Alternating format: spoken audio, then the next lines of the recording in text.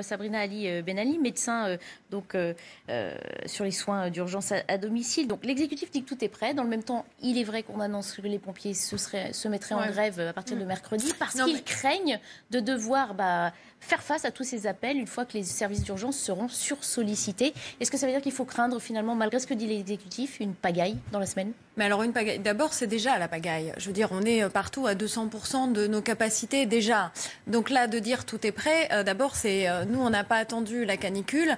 Moi j'ai même dû cet hiver poser des perfusions d'hydratation à des personnes âgées parce que les personnels de soins n'ont plus le temps de leur donner à boire parce que tout est minuté. Donc on imagine là que ça va juste être 2 fois pire.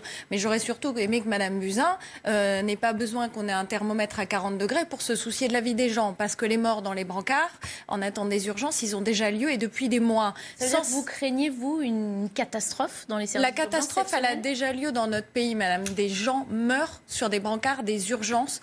On met des contentions chimiques, du Rivotril, du Xanax ou des drogues à des personnes âgées pour qu'ils dorment parce qu'on n'a pas le temps de leur parler tranquillement. On a un soignant qui se suicide chaque mois dans notre pays. 150 services d'urgence sont en grève dans le pays. C'est une ampleur inédite sous la Ve République. Donc c'est déjà la catastrophe. Ça fait des années que les institutions, les économistes, les sociologues, les professionnels du métier, syndicats, etc., alertent sur la question. Il a fallu attendre que nos collègues soient épuisés à bout de souffle et soient en arrêt de travail pour qu'elles disent qu'en plus on dévoie les arrêts de travail. La seule chose qu'on a reçue, c'est des solutions très en deçà, puisque c'était bien avant la canicule que nos collègues des urgences se sont mis en grève. Et donc, la réponse, c'est là, quelques embauches de plus sur l'été seulement. Et en septembre, c'est rebelote. Donc aujourd'hui, c'est déjà des problèmes qu'on a. Elle ne répond pas à stop aux fermetures des lits. On ne répond pas à l'augmentation de salaire qui est nécessaire pour tout le personnel paramédical et médical et pas que aux urgences. Et elle ne répond pas au déficit chronique qui fait que depuis 10 ans, tout le monde est étranglé et qu'on fonctionne avec seulement la moitié de ce dont on a besoin. Alors avant de poursuivre cette discussion, je voudrais qu'on écoute justement un médecin urgentiste qui dès hier donc exprimait les craintes qu'il anime vu cet épisode caniculaire. Écoutez. On estime à 3 à 5% l'augmentation d'activité, 3 à 5% alors qu'on est déjà à flux tendu. Eh bien, c'est des patients qui vont être sur des brancards, des personnels épuisés. Voilà, on va essayer de faire au mieux. On espère effectivement que les mesures annoncées par le gouvernement, c'est-à-dire que l'on dégage des lits, on va repousser un certain nombre d'interventions chirurgicales, demander à ce que les patients qui avaient des hospitalisations prévues les reportent pour qu'on puisse passer ces quelques jours avec un nombre de lits suffisant, en particulier pour les personnes les plus fragiles, les personnes âgées. Ça veut dire qu'encore une fois, le personnel hospitalier, les services de secours vont devoir faire avec les moyens du bord et dans une situation déjà critique ? C'est ce qu'on fait déjà toujours parce que nous, on les prend nos responsabilités. Ceux qui ne prennent pas leurs responsabilités, c'est l'État et c'est les pouvoirs publics. Devant les alertes qu'on leur fait, nous soignants au péril de nos santé, au péril pour certains de leur vie, les responsabilités pour nos patients, on les prend. Donc maintenant, c'est à eux de faire de même, de desserrer l'étau financier qui pèse sur nos structures et de pouvoir enfin nous permettre de faire notre travail correctement, de traiter les gens dignement et puis qu'on puisse investir dans les hôpitaux. Parce que si on en est là aujourd'hui, moi je me rappelle de mes urgences gynécologiques où des femmes enceintes de 9 mois faisaient des malaises parce qu'on avait 42 degrés dans les box et de mon collègue chirurgien viscéral qui me dit que des gouttes de sueur, les blocs étaient en panne de climatisation, tombaient sur le champ stérile de son front. Donc à un moment, il faut aussi que les citoyens disent avec nous qu'on a le droit à être soignés en sécurité et dignement dans nos hôpitaux, que nous, on prend nos responsabilités. Mais par contre, le budget, ce n'est pas de notre ressort, donc que vous aussi, vous preniez vos responsabilités. Bon, d'abord, dire qu'on entend pleinement l'appel des urgentistes, qui n'est pas nouveau, hein. La dégradation de l'accueil aux urgences, ça fait bien longtemps. Et évidemment qu'il y a besoin de repenser, mais au-delà des urgences. J'entends ce que vous dites, hein. Mais au-delà des urgences, repenser l'organisation de la médecine en France.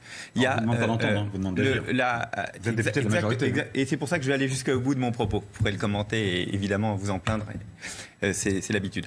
En tout cas, ce qui se passe, c'est que nous avons voté une loi, d'ailleurs qui était la commission mixte paritaire, qui est donc votée au Sénat et à l'Assemblée, vient d'être établie la semaine dernière, donc Ma Santé 2022, qui permet de redonner du temps médical, entre autres à la médecine de ville, et de mieux coordonner les hôpitaux et la médecine libérale. Parce que ce qui est très clair, c'est qu'il faut retrouver du temps médical.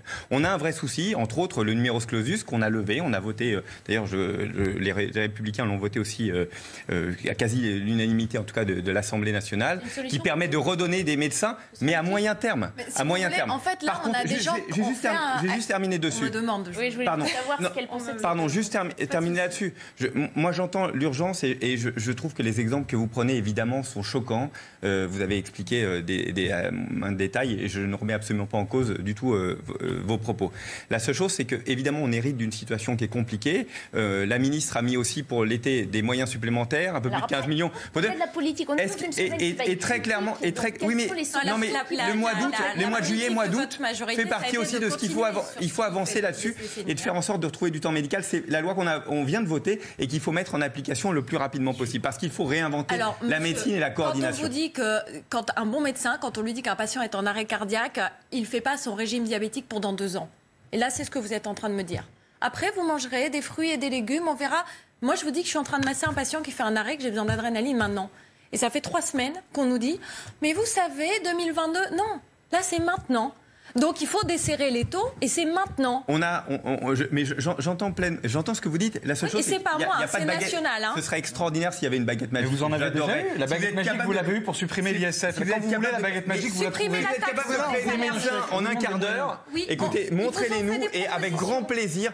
Avec grand plaisir. Si vous arrivez à les trouver, moi c'est. On vous a dit de supprimer la taxe sur les salaires. Les syndicats vous ont dit supprimer la taxe de salaire de 14%. Ça redonnera du souffle et ça permettra d'avoir 100 000 embauches sur les hôpitaux, par exemple. Remettez les infirmières dans les EHPAD la nuit parce qu'aujourd'hui, le plan n'est toujours pas respecté. Le ratio de soignants SAMU Urgences de France dans les hôpitaux n'est pas respecté. Les infirmières dans les EHPAD, c'est pas respecté la nuit. Ça fait partie de ce que l'on a dans la loi Ma Santé 2022. Mais on n'a pas le temps d'attendre 2022. Et en attendant, monsieur, le budget tous les ans, il reste inférieur à nos besoins. Qu'on n'aille pas assez vite dans les lois, dans le processus de la Ve République, j'en suis pleinement conscient. Vous trouvez les moyens d'aller très vite. Non, mais c'est pas les mêmes sujets, ce ne sont pas les mêmes sujets. Je suis d'accord avec vous. Il n'y a pas de solution miracle. Mais ça, vous allez le dire aux familles, monsieur, vous allez les voir dans les urgences. C'est de la démagogie ce que vous faites. Ce que vous dites, c'est de la démagogie.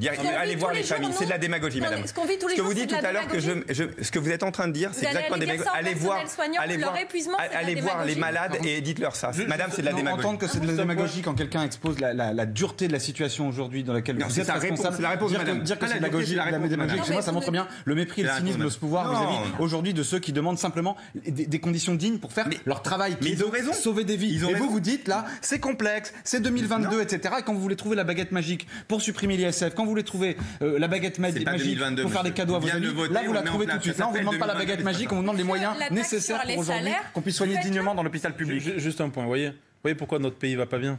Parce que même sur un plateau télé, on n'arrive pas à trouver au moins un diagnostic convergent. Et c'est ça la réalité aujourd'hui. Bien sûr que c'est difficile. Bien sûr qu'on ne va pas changer et transformer les choses d'un coup de baguette magique. Je vais même vous faire une confidence. J'assume, en tant que vice-président républicain, notre part de responsabilité sur la question de l'hôpital et sur la question du médical en tant que tel.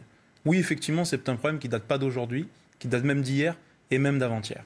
Maintenant, là où je suis en désaccord avec vous, M. Maillard, c'est que ce plan santé, effectivement, c'est de la cosmétique. Il peut y avoir des avancées. J'entends ce qu'on dit sur le fait qu'on va libérer du temps médical pour les médecins avec des assistants médicaux, etc. C'est concret. D'accord. Mais la réalité, c'est que le mal, il est bien plus profond, malheureusement, que cela.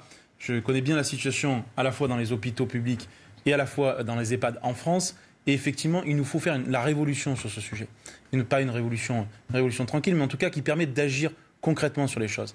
Et on sait qu'il y a des choses sur lesquelles on peut agir très fortement. C'est pour ça que je vous disais qu'au-delà, que la canicule au moins nous serve à quelque chose. C'est à ce que les Français comprennent bien la réalité de la situation dans nos hôpitaux. Et donc, il nous faut agir en profondeur, pas simplement en supprimant la taxe sur le salaire, en augmentant les effectifs, mais aussi en transformant complètement le rôle de la santé dans ce pays. Aujourd'hui, c'est plus vrai de dire que la France, c'est le pays où on soigne le mieux au monde. Oui, il y a des qualités, mais il y a encore beaucoup de travail à faire. C'est vrai, et ça, c'est pas en faisant des rapports de 500 pages avec des gens qui les ont déjà faits, des audits à n'en plus finir, privés par ailleurs, payés par le contribuable, mais surtout faire confiance à ceux qui savent, à ceux qui sont sur le terrain.